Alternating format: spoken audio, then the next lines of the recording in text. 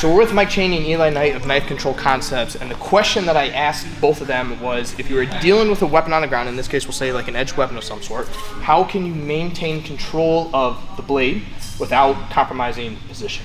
That's a complicated question. Yeah, I know. There's so much involved in it, because whenever we run the KCC course, it can be up to, sometimes it's like 14 hours almost over the course, and it's still just to kind of get you down with the flows that we do. And it really all kind of like centers around establishing kind of a circular flow around the body.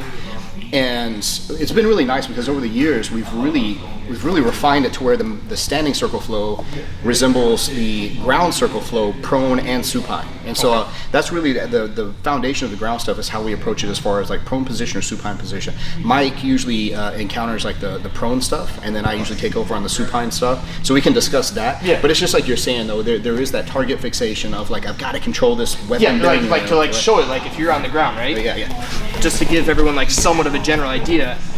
Obviously, the more experience you have, if you've done some of these seminars, you understand, like, you're going to have a better idea. But I feel like people, like, if we're in a situation, all of a sudden a knife comes out, it's like, oh, I got to control the blade. Right. And now I'm, like, risking my back being taken. And obviously, I understand that it's a very broad question. But even just kind of, like, general, somewhat of a circular flow, so people have somewhat of an idea of, like, where to start type thing. Well, I'll shut up in a second and let Mike actually talk, but one of the biggest things that we discovered early on were a lot of the pronation or supination of the hips, like as we're moving around the body. So not only is it about like the quadrants that we're trying to control around the body, and so to control the position, as well as like minimizing the ability that they have to get the knife back into action.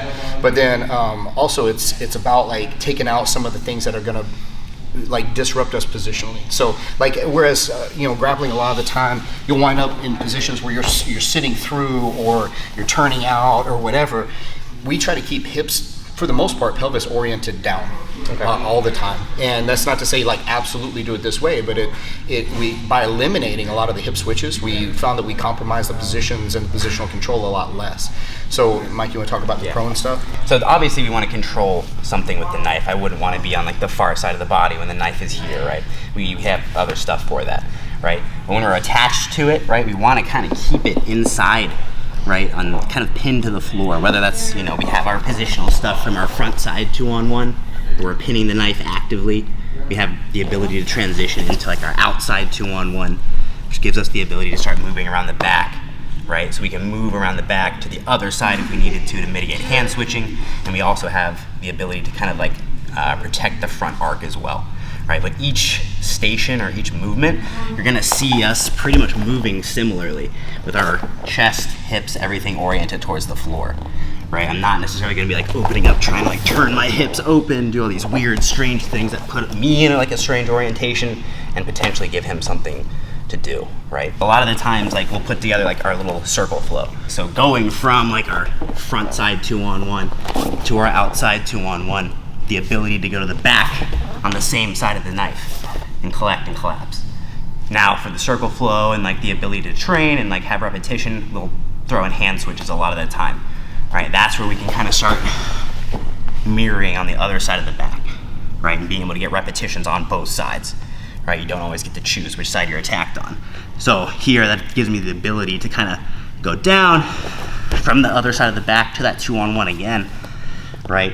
And essentially do the same types of control on his body on both sides.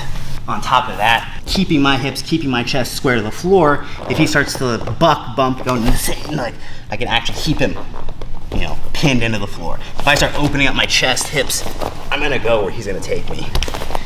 Here, here, here, here. I all have like pretty decent points of control from the prone position. Okay. Right? Now, once we start to flip over, we go belly up, that's where Eli kind of takes over. If you can go back to that prone position for just a second, like, so the same way that Mike's operating around the position like that, and how he's monopolizing the kind of the wedges of the body, so head position combined with the 2-on-1 controls, combined with the quadrants that he's operating in, then that gives you multiple points of control, and it gives you also like not just control but monitoring points too. So if you do start building up, you do start turning out, whatever.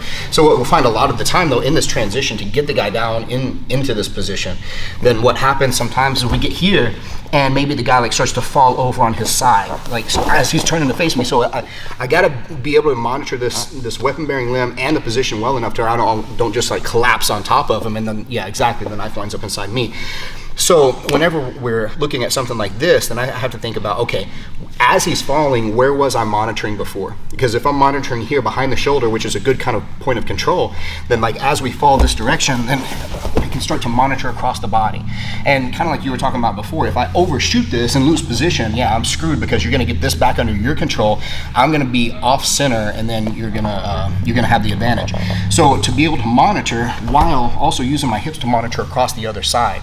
So what I'm doing with my hips in this position is I'm controlling the shoulder carriage to minimize the ability for you to either pull the arm back or get the other arm involved to make a good hand switch, right? So from here, to make this even better, because right here, while I'm controlling across the like cross chest like this and to this side over here, you still have a little bit of ability, and I can feel you starting to get a little loose. So if I start moving up though instead this way, now you're really compromised, right? Sucks. It sucks bad, right? So and then again, keeping the hips oriented down. Now if I started to think about switching my hips, because I'm so fixated here, you're gonna come around my back, you're gonna start building up, and that's gonna be a shit show.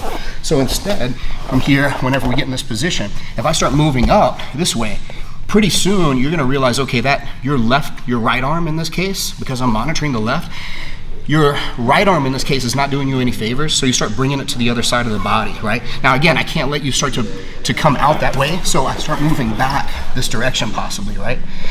Or if you start to bring this arm back in and I start losing control, and so my 2-on-1 isn't really doing the job anymore, so now I'm coming around the body this way. So if I just need to move to the other quadrant of the body for better control, I'm gonna move, but then I'm gonna circle back. So you see how this pushes your head away? Right. You don't really wanna turn back to your left anymore, because you'd have to like break your own neck to do it. So I can still keep that established grip on the 2-on-1, right? Now, what I've essentially done though, is taken my pelvis, again, hips oriented down. I've moved through this wedge of the body, to this wedge of the body, to this wedge of the body, right? So as we're moving around like that, because of necessity, not just because of like arbitrary movement, then if you do start to like turn and face the other direction here, then now I need to move it to the other side of the body as well, right? So now we're starting to like move again, like more to the back of the guy, right? Yeah. Now the interesting thing that happens, so you start to move through this kind of infinity pattern sometimes, or the circular pattern. But the thing about it that's interesting is that we don't get too hyper-focused. Well, in KCC 3, we kind of do a little bit more, KCC 2 and 3, on disarm potential and submissions even to some degree.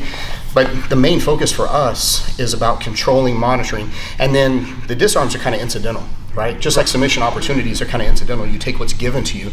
So whenever the guy overexposes himself through the movement of trying to get this back into play, getting control over his body, getting himself in a better position in relation to you, oftentimes he's going to give you either a submission opportunity that keeps you safe from the weapon or a disarm opportunity.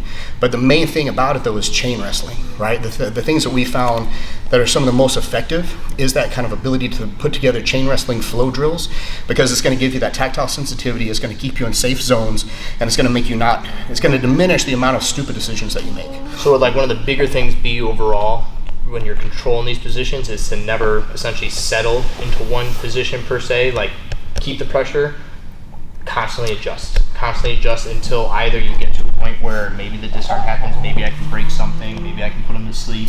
Yeah. But if I just, like you said, if you just settle, eventually like that arm's going to get loose, and if you don't acknowledge that ahead of time, you're now compromising that position, because essentially you would be getting hyper-focused on. I'm a big believer that you leave even the stupidest person in a position long enough, they're going to get creative and they're going to figure out some solutions to it, which is a good way to train sometimes. But like you're saying though, I think there's somewhere in between. It's like I'm not going to get too focused on settling too deeply into a position and getting too sedentary right there. But I do have to recognize points of control that are keeping me safe and that do allow me opportunity. On the other end of the spectrum, I'm not going to make arbitrary movements, right? And that's the difficulty always with flow patterns, because like sometimes if you get too flowy, then now all of a sudden you're like, oh, I remember we did this after this thing. You know, it's like, well, if I don't have to do that thing, if I don't have to make this grip switch, if I don't have to transition to here, then don't do it, because you're making arbitrary, unnecessary movement, and that creates space, that creates time and opportunity for the person to take advantage of it. So I mean, it is, I think that the beauty of the flows that we've really experimented with a lot with me and Mike, and of course Aaron Giannetti, who's really like the spearhead of the program, it gives you something that you can not only use for kind of a self-defense awareness as far as the edge weapon obviously is concerned, but you can plug it into your daily grappling, because a lot of these same kind of positions and same kind of controls, standing and on the ground, in the supine and the prone position, that like, it's my favorite thing to hear from people that take the course is like, I'm using some of the stuff that we worked on in just my regular grappling, you know, when the knife isn't even a consideration, but they're doing a lot of it and they're incorporating it. So to me, what that does is it checks that box. Now we're doing full resistance, pressurized training, live energy, and there's a lot of overlap and a lot of like cross consideration for empty hand or weapon. You know, so I'd like that. Yeah, I think that's going to give you a lot of really good results. You know, well, I'm gonna post most of the stuff. If you have an opportunity to train with Mike or Eli with the Knife Control Concepts program, I highly recommend it. Good group of guys, so we'll post your info down below. But yeah, just give it a shot. Stay safe.